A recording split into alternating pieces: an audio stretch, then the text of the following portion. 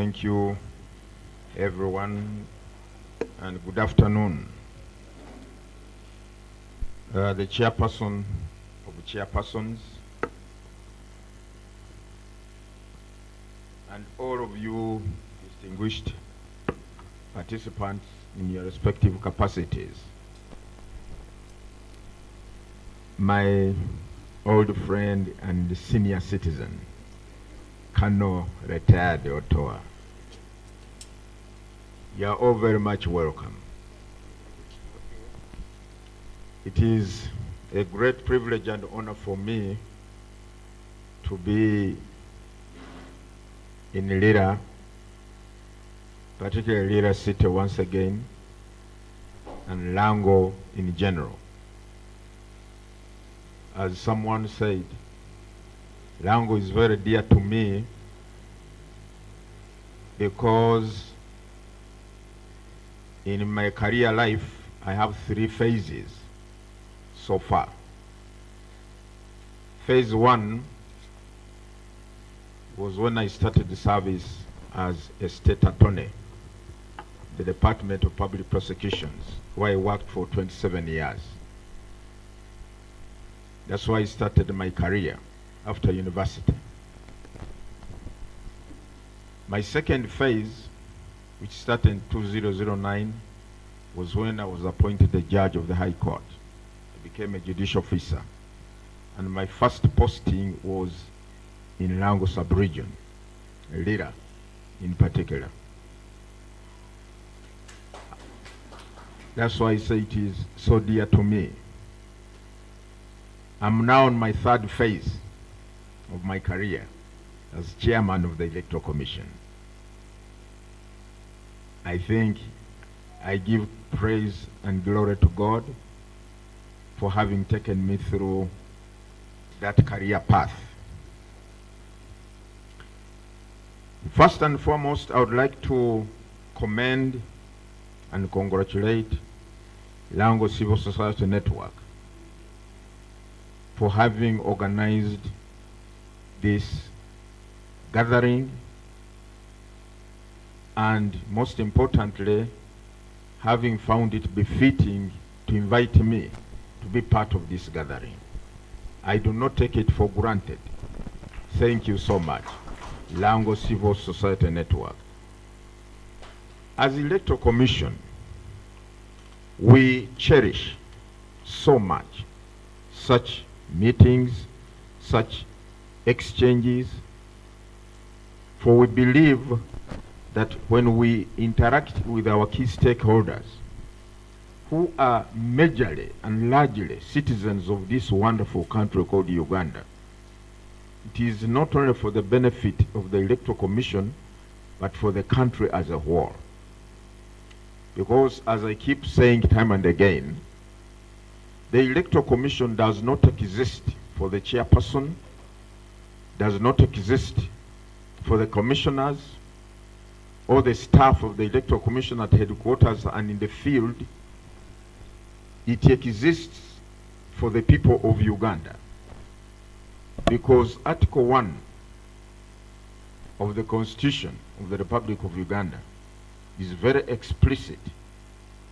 It says power belongs to the people, and the people shall exercise their free will and consent to determine who will govern them and how they will be governed. They will be governed through the conduct or the holding of regular, free, and fair elections. That's very critical and fundamental. That's why we say we exist to enable the people of Uganda exercise their sovereign right under the Constitution to determine who their leaders are at regular intervals. That's why we exist. However, as I've pointed out in different fora, for that to be realized, the Commission cannot work as a silo or in isolation. It cannot work alone. For us to realize the desire of a free and fair election, we must work together. We must be on the same page. the organizers, that is the Electoral Commission, the candidates, the supporters of the candidates, the voters, political parties, civil society groups and organizations, religious settings, cultural settings, everyone, the media, everyone must be at the same level, because our desire, our expectation is one: a free and fair election. And that can only be realized when all of us act in accordance with the law. When all of us give cognizance to the supremacy of the law, beginning with the Constitution and all other laws made thereunder, that's when we can say, yes, I'm part of this process. However, as it always is the case, human nature being what it is, there will always be those who want to take a different line or trajectory. This is historical. We've seen it from those of us who read the Bible. We've seen it from the Bible days.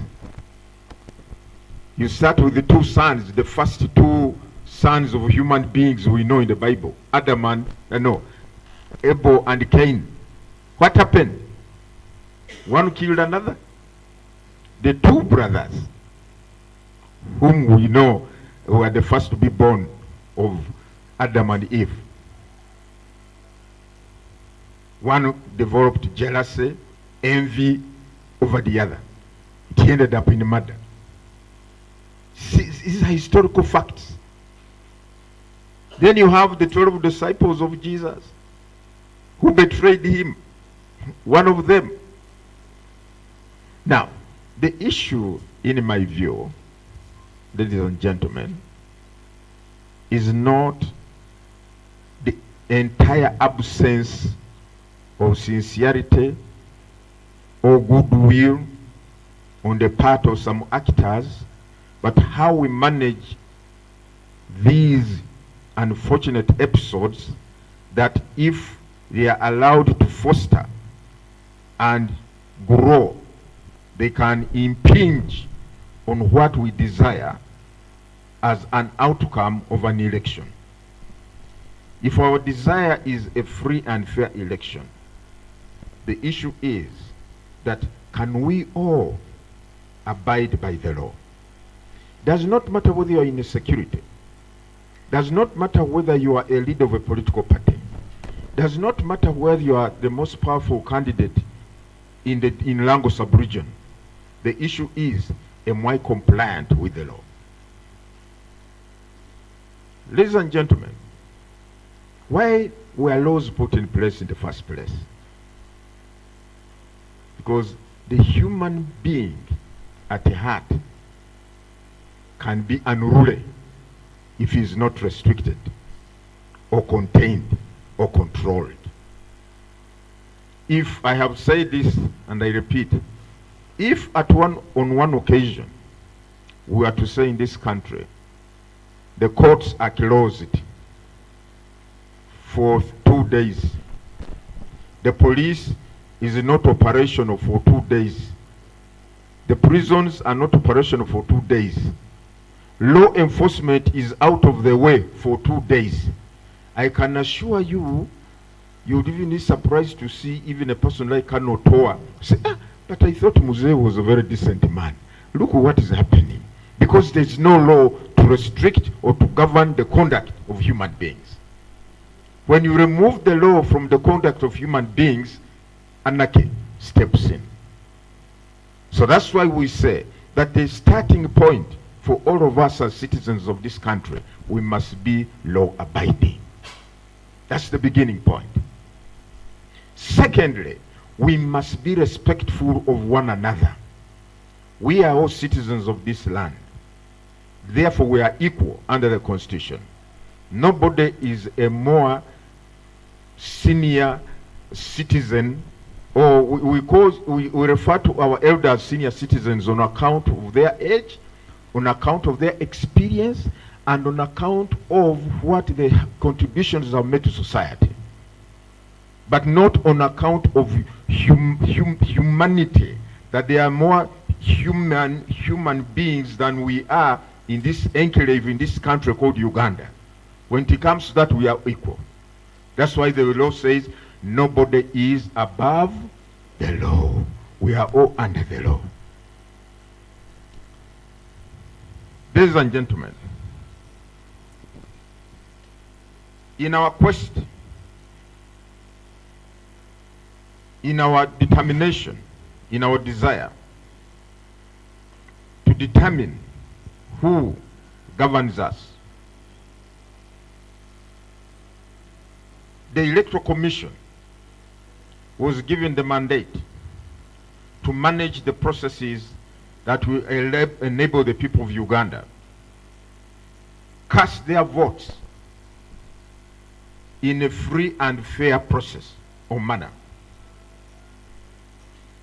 However, in order to do that, the people must be aware of their civic rights and obligations. I always want to refer to article, to the objectives under the Constitution. Before you come to the articles, those of you who are conversant with the Constitution, you come to the objectives as laid out by the makers of the Constitution. And they say in the objective paragraph 29, I think, XXIX, duties of a citizen. The exercise and enjoyment of rights and freedoms is inseparable from the performance of duties and obligations, and accordingly it shall be the duty of every citizen. In other words, the Constitution lays out your various freedoms and rights: the freedom to life, the freedom to own property, the freedom to associate. However, it says that these rights are on the same footing as the duties and obligations. While you are entitled to your rights and freedoms, you should also be cognizant, you should also be aware of the duties and obligations you have under the Constitution. What are some of these? One, to be patriotic and loyal to Uganda and promote its well-being. That's a duty for each one of us. Me, you, everybody. Whoever subscribes or calls himself as is identified as a confirmed citizen of this country. You have a right, you have a duty to be patriotic and loyal to Uganda and promote its well-being. The second civic duty is to engage in gainful work for the good of that citizen, the family, and the common good, and contribute to national development.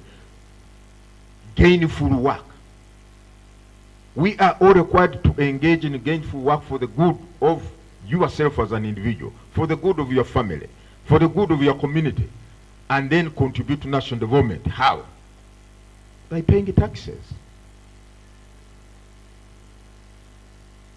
To contribute to the well-being of the community where the citizen lives. What is your contribution to the community where you belong? Or are you a troublemaker or a troubleshooter? Are you a cause of chaos, instability in your area? The other duty is to promote responsible parenthood. Promote responsible parenthood. I hope there is nobody here who was accused the other day of the police for child neglect. To foster national unity and live in harmony with others. That's also another duty. To foster national unity and live in harmony with others. Are we propagating our tribes as a tool for political patronage or for political capital? Are we advancing our cultural differences or religious beliefs as a tool for political capital? The Constitution has said that you must promote, you must foster national unity and live in harmony with others. To promote democracy and the rule of law, then to acquaint yourself with the provisions of the Constitution and uphold and defend the Constitution and the law. These are civic duties that every citizen has in this country. Now, when it comes to elections, therefore, however well organized the Electoral Commission is, however timely materials are delivered to polling stations, if the other stakeholders are not willing to play by the book, are not willing to act in accordance with the law, the incidences I think the chairperson was talking about in Oyamno, where some people came and invaded polling stations and grabbed ballot books and ballot staff, but we intercepted that process and we put aside those boxes and we allowed the voters to cast their votes in a fresh box. Who perpetrated those things? Were these citizens or non-citizens? When we talk of voter bribery, corruption in elections, Kanotua talked about the cancer of corruption. Indeed, corruption is a big problem in this country. It has reared its ugly head in elections. Our democracy is like it is on sale, it is on auction. The highest bidder takes. Some MPs tell me now for one to vie or to try and contest for member of parliament, you must have a war chest or kit of about 500 million and above in order for you to make an attempt that you want to contest. Really? What kind of democracy is this? What if a person who has all the good qualities of a leader does not have the war kit or the bags or sacks of money? So are you telling him or her not to endeavor to try? So these are things we need to address, ladies and gentlemen, as we determine, as we desire to have elections that are credible, that are free and fair. In order for you to appreciate your sovereign right as a citizen, you must embrace the programs and the activities that the Electoral Commission lays out. We very well know that for you to contest or become a voter, you must be registered.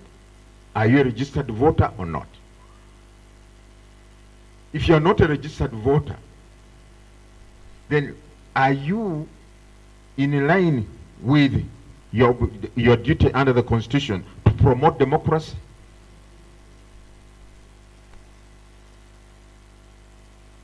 If you are a registered voter, on polling day, are you turning up, leaving your home to go to the polling station to cast your vote or not? People have alluded to low voter turnout. Indeed, the issue of low voter turnout is of great concern to the Commission.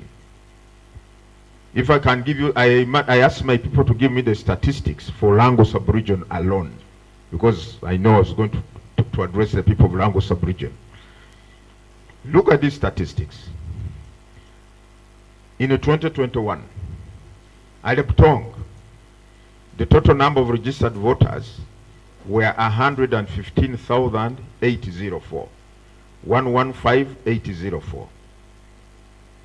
Now, the total votes cast, both valid and invalid, in other words, the people who came out to vote, were 68,827. 68,827, representing 59.4%. For Amolata, the total number of registered voters, 71,173. The total votes cast, in other words, one man, one vote, the votes that were counted, valid or invalid, were 53,184, 53,184, representing 74.7%. Apache, total voters, 88,834. Total votes, 55,413, representing 62.4%. You want any more figures I give you? Sure? Lira City.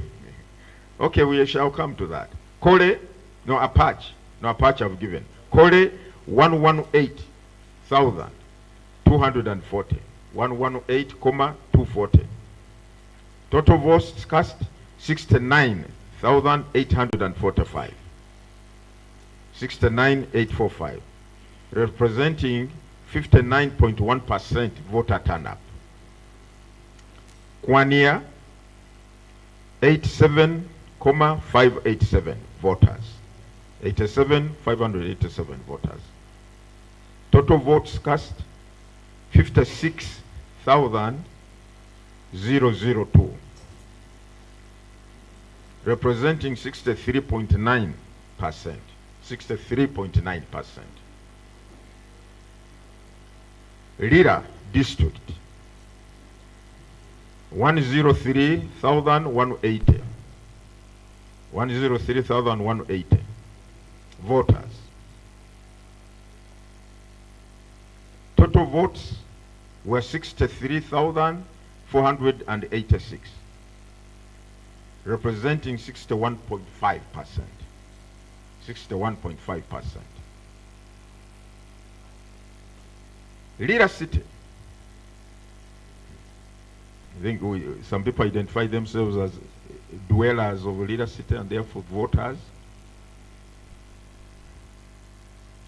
111,772. 111,772 voters. Total votes, 54,354. Representing 48.6%. Lira was the poorest performer. Lira City. Lira City was the poorest in Lango sub-region. 48.6%. Then you go to Otuke, 48,541 total registered voters, 48,541. Total votes cast, 34,019, representing 70.1% of voter turnout. Oyam, 184, 88,000, 184,088.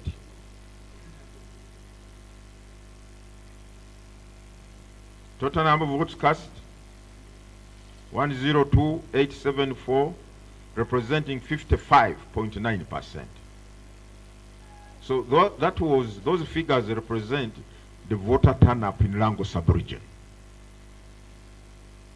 Now, the question is, why do we have this? These are presidential, by the way. These figures are for presidential and parliamentary elections on the 12th. No, 14th rather. Presidential and parliamentary. These are the figures for voter turnout. We should ask ourselves why. Kanotoa has tried to give some reason. Maybe people have been put off. Maybe, I don't know. But are people aware of their civic rights? Are the people sensitized adequately? Candidates, I thought your benefit when you mobilize voters to come out and vote for you. What is the problem? as the Electoral Commission, we print ballot papers premised on the total, the number of voters on the National Voters Register. In 2021, we had a total as per the register of 118 million point about 100 something thousand, between 18 million and 18.4. We print therefore ballot papers in the range of 20 million. Because you know some people, the law allows any voter who has not yet put the ballot the ballot paper in the box, if he or she has made a mistake, to go back to the presiding officer and say, I've made a mistake, give me another ballot paper. So that's why we print over and above. Now, if you look at this, all these ballot papers therefore, which were not utilized on account of low voter turnout, are a waste. They can no longer be utilized. When it comes to local government, that is even worse. Local government is even worse. I don't know, Chairman, how many voters elected you. Were they 30 or 40%? They were less than that. Absolutely. Local government is even worse. For presidential parliamentary, you may have some number. Incidentally, by the way, in 2021, the total number of voters who turned up to vote for presidential, to participate in presidential parliamentary were about 59.104%. We are not even 60%, which is still not so high. We are told by some pundits or experts, but this is the trend everywhere. In other countries, it is the same. Sure? I don't know. But I'm talking about our country, Uganda, where the people have experienced so much in the past that the makers of the Constitution took cognizance of the past of this of the past episodes and history of this country, and says, we the people of Uganda, recalling our history, which has been characterized by political and constitutional instability, recalling our history. So the framers of this constitution grounded their work on the past history of this country and said, given what we have experienced, what we have gone through, now therefore we resolve as follows. Are the citizens well sensitized, well mobilized, galvanized to embrace this sovereign authority, this sovereign power? What do we do? People have said the Electoral Commission, you must do sufficient, you don't do enough voter education. Yes, it is our duty to conduct voter education. Agreed. And indeed, we acknowledge that in some instances, we are not carrying out voter education as we should, because matters of elections are expensive. That's why when I was given the opportunity to come for this engagement, I embraced it with both hands, so that we engage with you and discuss these matters which are of mutual concern to all of us. How do we move forward to address the challenges in our elections? Secondly, some other stakeholders have said that the instances of violence are putting off some voters, particularly the elderly. They don't want to be caught up in these violent waves that occur during elections. They are put off. Who engineers this violence? Who? It is the people. We are the people who do this violence. Who lures the younger men into militants, electoral militants? Who lures them? We were having a by-election in Katakwi, I think in a constituency called Toroma, when we had just come in. And I was heading to one of the polling stations deep down near the water, the lake, I think. I was stopped by the then Director of Operations, Uganda Police Force, who had been deployed to manage the security aspects of the elections, the by-elections. He told me, don't go to that polling station chairman. He said, what's the problem? He said, the youth are rowdy, they are drunk, they even manhandled me, though he was in uniform, and he was rushing back to get reinforcement because he had only moved with his escort. Now he was going to get reinforcement, so don't go there. Indeed, after about 10 minutes, he bypassed. He went with a truck load, and they arrested these youth. You know what had happened?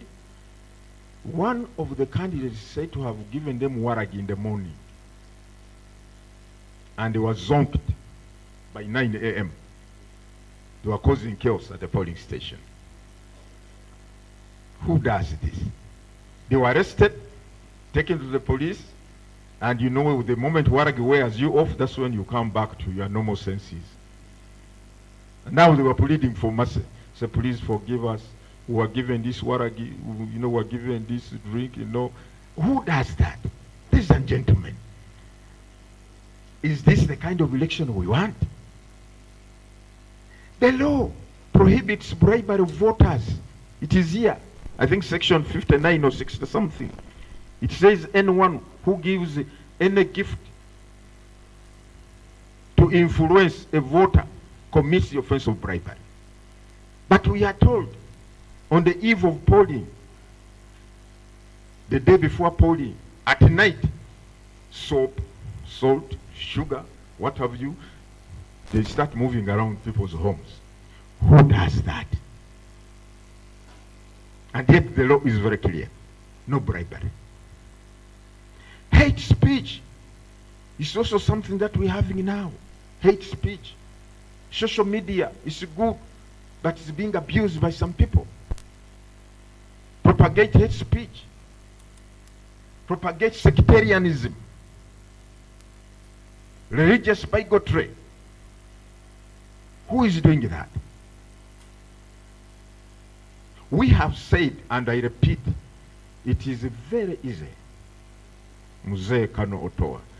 We can have a very free and fair, peaceful election in this country. It's very easy, provided the people choose to act in accordance with the law. We have many examples. You have referred to the by-election we had in Dokoro the other day.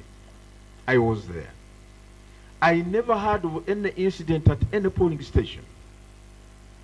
I never. Why? Is it because the cows were in control? Or the goats were in control of the process? It's because the human beings who were part of this process chose to act in accordance with the law. They chose to be civil. And everything was so calm and so peaceful. So it is a question of choice. What do the people of Uganda want? What is our choice? The Constitution has guaranteed we can have free and fair elections. However, you must distinguish between free and fair elections and a perfect election. There is no perfect election in any part of the world. I don't think it is there. It's not.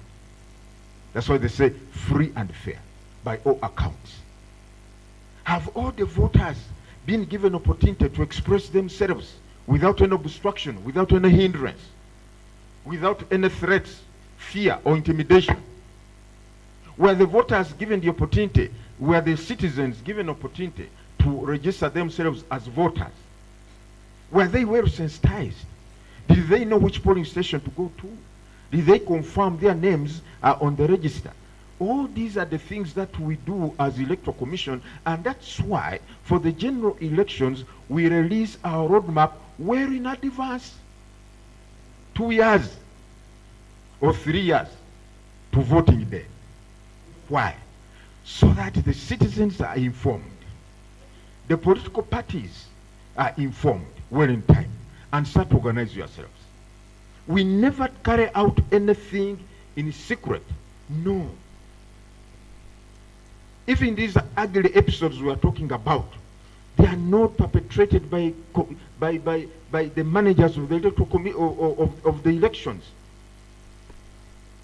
Kano Boto has referred to Bukedea and Kayunga. You know, as a lawyer and a judge for that matter, I respect what they call the sub judice rule. The Kayunga matter is seen before the courts of law. It has not been resolved. So I will refrain from. Now, the Bukedea is under investigation. We are waiting for the report, for the outcome, to know what exactly happened. So I wouldn't like to say anything that may therefore soil or impact on what is being done by these other entities. But the bottom line, the basic message here is that whatever ills, whatever commissions, whatever misdeeds or irregularities are noted or committed during elections are done by one of us stakeholders. One of us stakeholders. And therefore, this brings us to the question, how do we improve on this? How do we eradicate some of these unfortunate episodes? What we are doing is one of the answers: engagement. And I want to commend all of you who have pointed out some of the issues that emerged during the 2021 general elections. The question is, as the Electoral Commission, what do we intend to do? When we came into the Commission in 2017, there was this pronounced issue which was being repeated over and over and over and over, of the late delivery of materials, polling materials on voting day in 2016 in some polling stations in Kampala and Wakiso, which were just a stone throw from the Electoral Commission headquarters. That thing, you know, people kept talking about it. And as a commission, we owned it and said, yes, it happened. It was unfortunate it happened. But aware, mindful of what happened in 2016, when it came to 2021, we took steps to ensure this does not happen again. And indeed, in Kampala and in those areas, there was no repeat of such mistake. Now, late delivery of materials, ladies and gentlemen, I want you to acknowledge, a general election takes place in every part of the country. It's not like a by-election. For those of you who have participated in by-elections, you have seen we deploy all vehicles of the commission from other districts, from headquarters, to come and assist the returning officer in the conduct of this process. We make sure the materials are delivered in time. But in a general election, where we are covering the entire country, we do not have commission vehicles or logistics to make sure that we do things as we want them. We desire that. That's why we mobilize vehicles from the districts, district administrations, and so on, so that we can try to deliver these materials as early as possible. And polling starts at 7. In some instances, there might be some delay because of challenges of accessibility of the polling station, because of geographical features, and so on and so forth. But our take is that we would want all polling stations to open as early as possible. At times, I went to a certain polling station during by elections in Kasese North or Kasese Ward. This one we conducted the other day. Up in the mountains. Some of the polling stations are up there in the mountains. And because when I go in these areas, I don't sit in my hotel. I move around the whole day. See what's happening. Now, I was told, Chairman, there is a polling station here in this mountainous area, but to get there, you can only go there on foot. I said, sure? Said, yes. I said, I must go there. They said, are you sure, Chairman? I said, yes. So I got out of my vehicles, left them at the roadside. We moved about 2 kilometers. Yes. Now, they told me that even a motorcycle, there is a portion which it cannot cross. Indeed, we reached a certain portion where you have a rock here and a rock here. So this motorcycle cannot navigate through this opening. For you on foot, you have to go like this, and then you go to the polling station. When I got there, and we were going downhill like this, I found the polling station working. I asked the presiding officer, how did you get these materials here? On my head. We carried them on our heads. That's why we brought this kit here. I was so moved with emotion. I think I had some little money on me. I gave each one of them 20,000 shillings. I said, thank you so much for being committed to the cause. Now, gentlemen and ladies, a polling station like that one, where people have to carry materials on the head, for you, your expectation should be opened by 7 a.m. Granted, but you see these challenges. Coming back, oh Yamawi, coming back from that polling station to the main road, by the time I reached the road, it was like I dived into a pool and taken a shower. It was drenched. These are the dynamics of managing elections. But when you, the stakeholders, appreciate and understand what the commission is up to and how the commission does its work, I can assure you everything goes smoothly. And the people were there voting. And that's not only Karamoja. I'm told it's in Karamoja and some areas that they have to go up the hill of the mountain. Again, you have to use human beings to carry the kit, the electoral materials. Exactly. You have to go there. Wherever the voters of this country are, we have to go there. In Lake Victoria, we have over 50 islands. And our people have to use these canoes, which we hire. They have to use these canoes with a box of electoral materials to get to these polling stations. Democracy can only succeed, can only get better when the people of Uganda say we want it to get better. Collectively, all of us. Now, the other issue that we have to address, ladies and gentlemen, some of the things that were being talked about here. I pray, and this is my humble prayer, that other than waiting for a forum like this one, and we raise these matters, if we could proactively raise them, for instance, immediately after, because on polling day we know we have little time and so on, we have to declare the results in 48 hours, voting must end that day, and therefore some of the challenges you are pointing out, where they are reported in time and where we can address them, we address them. But at times they may not be addressed. But where such things take place, as I think the James was highlighting, we wish that after the electoral process, these matters could be raised to the commission.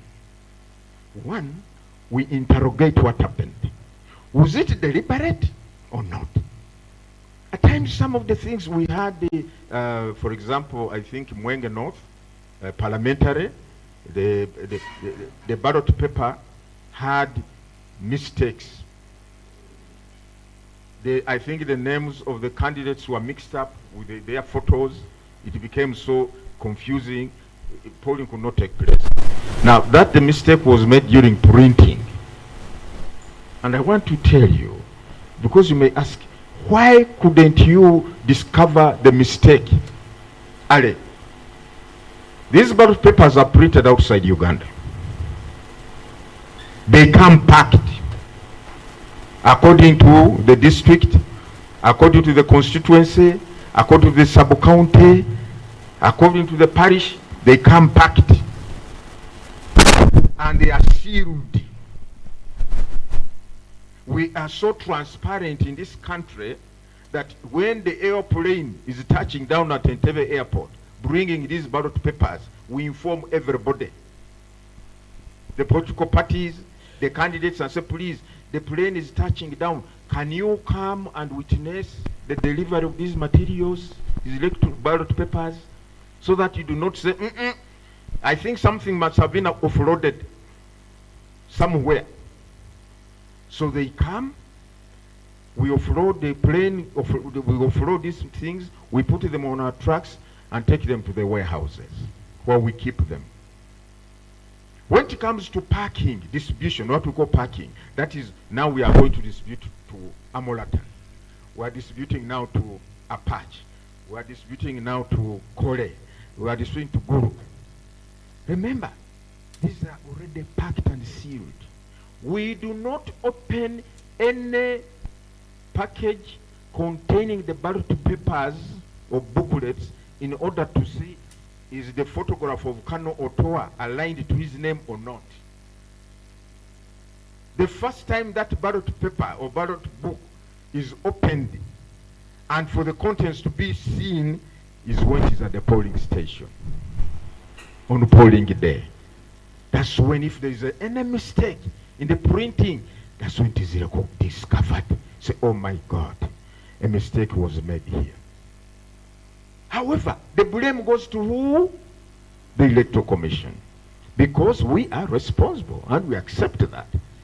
But these are the dynamics that if you ever tried to open any package of ballot books for any electoral area and they find one thing is broken, all hell will break loose. This is rigging. You see, the commission is rigging already. This thing, the other day, where were we? Were we in Oyam North? Or where? These black boxes, where we carry these materials, we call it the kit, where the ballot books are, the whatever to be used. We seal them. We press seals which have numbers. One of them, the seal was broken. Wow, wow, wow, wow, wow, wow, wow. There was chaos. How is the seal broken? The seal is broken. How is this? Look, we try to explain that, look, these boxes are many. We put them on a truck. Now, you know, when the truck is moving, you know, the mobility, you know, they go swinging, and the process, the seal gets broken. No, no, no, no, no, no. It cannot be. This is deliberate. Oh, it's rigging. Said Wajama, you check. What are the contents inside? We even give out, what do we call that thing we give out? The file, statement of ballot papers. We even give the candidates the serial numbers of all the ballot papers at a particular polling station. We give transparency. Now, when they say the Electoral Commission is not transparent, the Electoral Commission is biased, I don't understand it. In the electoral laws, it is well spelled out that immediately polling is closed, counting must take place. The results have to be recorded in the DR form, Declaration of Results form. The contestants who are here, the ladies, they know. And the outcome of that polling station must be recorded. The agents of the candidates have to witness that. They have to put their signatures on this form confirming this is what has transpired here. Each candidate is entitled to a copy of this DR form. We give it to you. If you have an agent, if you do not deploy an agent at polling station, that's your business. We give you this form so that you know this is what I've got. My opponents have got this at this polling station. And you can aggregate from all the polling stations and you know what you have scored. Transparency. In other countries, they use closed polling booth where the voter must go and be alone with the ballot box. having secured or obtained a ballot paper from the other table. Closed the booth. In Uganda, they said, when Kanotua goes to that box alone, booth alone, he's always putting on coats and suits. We don't know what he has put in his coat. He might reach there and just do this and things pour out. Let us put it in the open. And people ask us, but why do you allow people to vote in the open? Said, for purposes of transparency. Our booth, the basin, is there. The voter goes, ticks or thumbprints from the booth. When everybody is seeing, as he or she leaves, we tend to fold the ballot paper. You are folding how many? Are you folding 3 or 4? People are seeing. Only one. Then you put it in the ballot box. All these measures were put in place for purposes of transparency. We are told some of your people, some of your presiding officers and other people, they are the people who do manyanga at these polling stations. They work for some candidates. And we say, wajameni, for us, we recruit these people from the communities. I told the parliament, because the MPs were raising this issue. Your people, the people you employ, these temporary staff, do you screen them? Where do you get them from? We said, give us money. We get a returning officer from Alipitong, no, a presiding officer from Alipitong, we take him to Mbarara to be a presiding officer in Mbarara. For one from Mbarara, we take him to Yumbe, where he's not known or she's not known. Can you afford that as a country? Because it means you are taking these people from their homes. One, you must find them accommodation. You give them money to sleep in hotels. But if they are going to work in the villages, are there hotels in the villages? Even if government was to afford. But can the government even afford it? Can the country afford it? Not at all. So we said, when we recruit these people, we recruit them openly. We advertise and people apply. When they have applied and we have vetted them, we put up the names and say, these are the people we have recruited.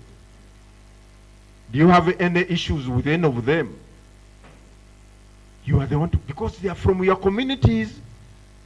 Now, we are not physically in charge and control of these people up to the time of polling. We were only with them during training and so on. After that, they go to their homes. The night before, we don't know who feeds them what. The day before polling, we do not know who feeds our presiding officer what. The following day, for us, we know they are reporting on duty. We have trained them. We are going to pay them. And then they come and do other things. I was at a certain polling station, which by-election was this? I went to a certain polling station towards closing time. It was about 4:55 p.m. Closing, voting closes at 4. So I found a number of people, mostly young people, standing. It was a trading center. Standing in the trading center, the polling station was across the road. Now, as it was just about Kiloko 4, I saw this group of people of more than 50 rushing to the queue as voters. The presiding officer, together with the BVK, this thumbprint machine, they were just giving out ballot papers. Then I said, for goodness sake, what are you doing? What are you doing? That these are voters. You are not checking them on the BVK. You are not even checking for them on the register. And you are just dishing out ballot papers. Stop it. Now, when these other voters realized that the trick was not working, they melted it away and left. But I chanced to go to that polling station. a by-election. In a general election, the chairman and the commissioners are locked up at the National Tally Center, waiting for the presidential results. We cannot be in the field. The returning officer is at the district tally center. He cannot be, or she cannot be in the field. The people in charge of your ballot papers and the processes at the polling stations are the presiding officers, maybe together with the sub-county supervisors and parish supervisors. They are in charge of the presidential ballot paper, the parliamentary ballot papers. They are in charge. The chairman is there, National Tally Center. Is the chairman able to see what is going on at a polling station or a rural primary school? Not at all. The presiding officer? Not at all. What can we do? We need to do a lot of soul searching. They were doing this thing. I think somebody must have told them, when it comes to 4 o'clock, when you're about to close, please. Who does that? It's we, the stakeholders. Do we want a free and fair election? Yes. Do we want a credible process? Yes, because that's what we all say. Are we living what we say? Are we acting what we say? The youth, our youth. It's unfortunate. Some of us, leaders, would be guiding our youth, imbuing in them certain values of good sense and conduct, and obeying or following the law. We instead use them as foot soldiers for our wrongs. We use them to perpetuate violence. We use them to provoke law enforcement, such that when law enforcement reacts, it gives you mileage. My supporters are being harassed. My supporters are being handled this way. Is that what we want? We have seen this. That's why we are now embarked on a program of engaging with the youth and say, please, the youth, you have brains. You have the will to make a choice to distinguish between good and bad. Whoever comes to you and tries to lure you into illegal acts, who wants to make you a statistic of mishandling or alleged mishandling by security services, avoid that person. Shun that individual. Ask yourself, what value do I benefit as an individual from this activity which I'm being lured into? Is it of any good to me? Secondly, is it of any good to the country? If I love my country, if we are all patriots, if we all have love for the country, is what we are engaging in good for the country? As I wind up, ladies and gentlemen, because normally we want to hear comments and views. I'm sure some of you have so many. I always use this opportunity to hear from you.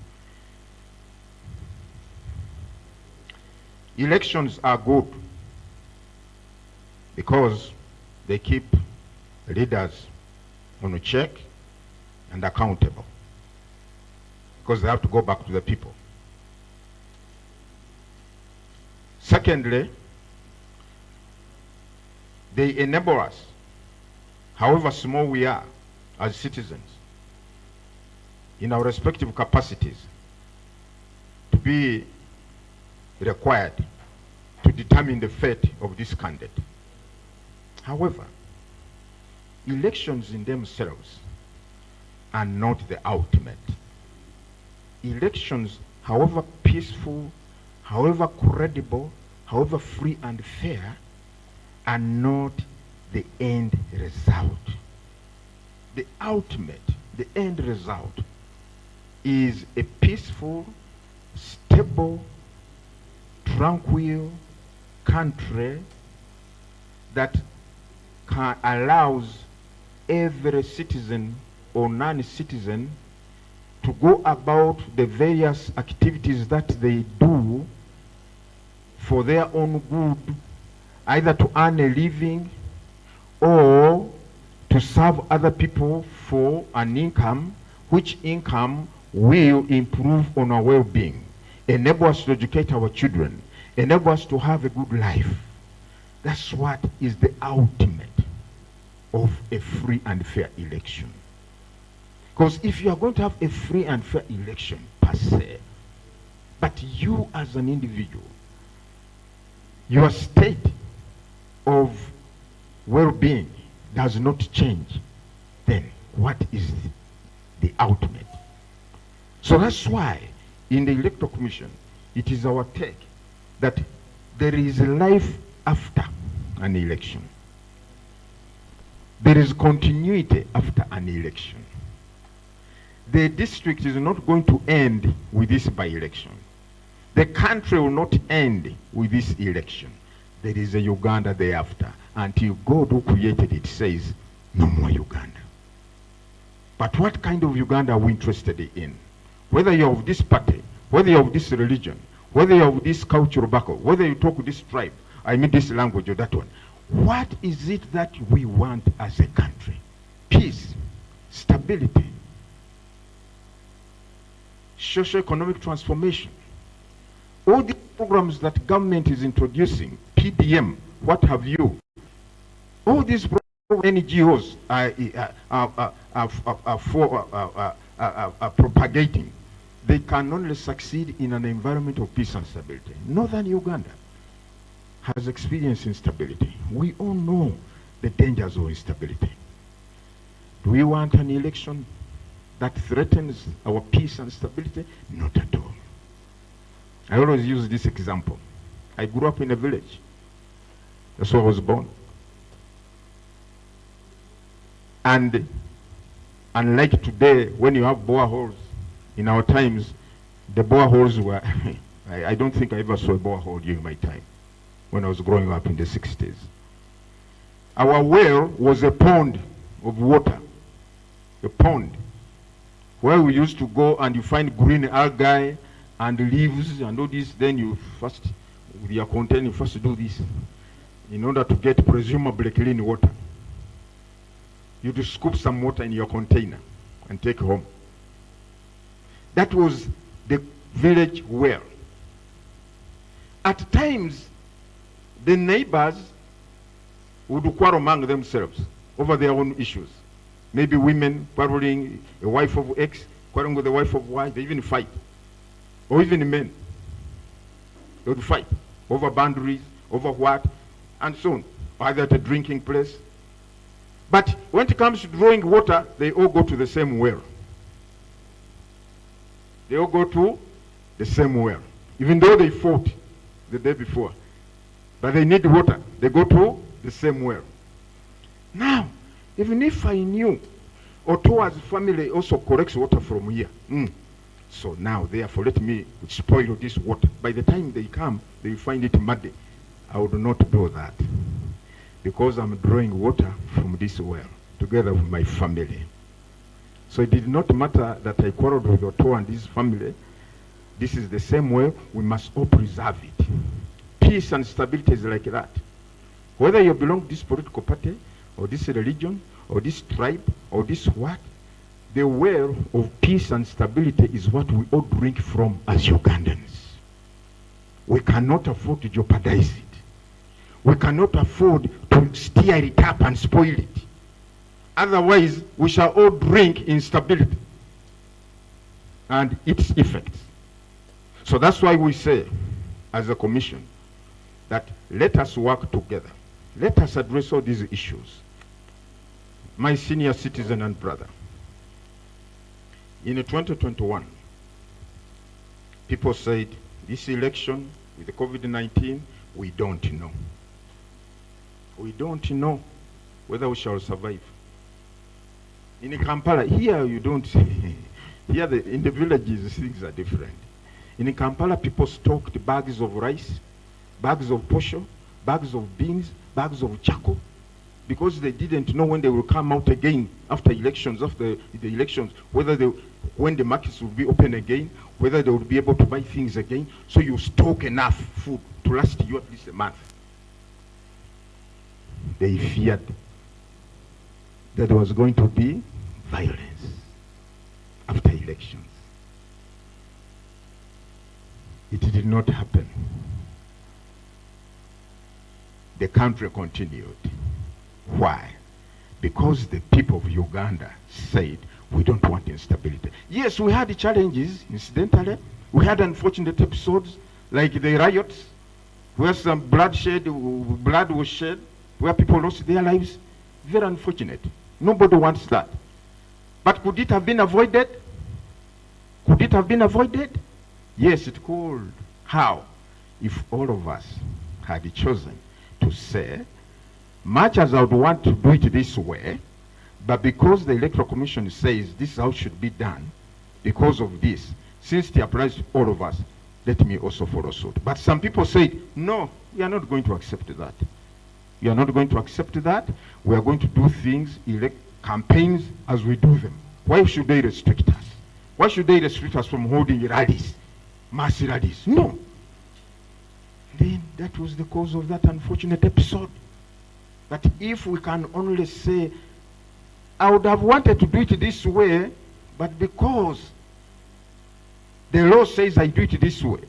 It's like maybe some of us want to drive on the right. Maybe I want to drive on the right. But the law says you drive on the left. If you do not follow that, then you break, you commit a traffic offense. So let us follow the law. So I want to assure you, if we are all determined, if we all resolve that we are going to have a peaceful, free and fair election come 2026, no matter what, that's what it's going to be. Remember, Uganda is said to be the second largest host to refugees in the world. Second largest host in the world. Where have these refugees come from? These are citizens of countries whose countries do not have what is in Uganda here, the peace and stability. It's not there. It's not easy to leave your country, you people. You have worked in your area, you have put up your investment, you have put up your home, everything, then you are told, leave.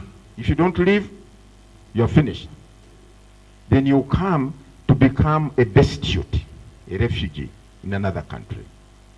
Ladies and gentlemen, my take as chairman of this commission is that working together with the people of Rulango sub-region and the entire Uganda, we can have peaceful elections come 2026. We can have elections without all these evils, bribery, violence, hate speech, incitement, and so on. We can avoid all that because we have one well we drink from, the Republic of Uganda. I thank you for listening to me.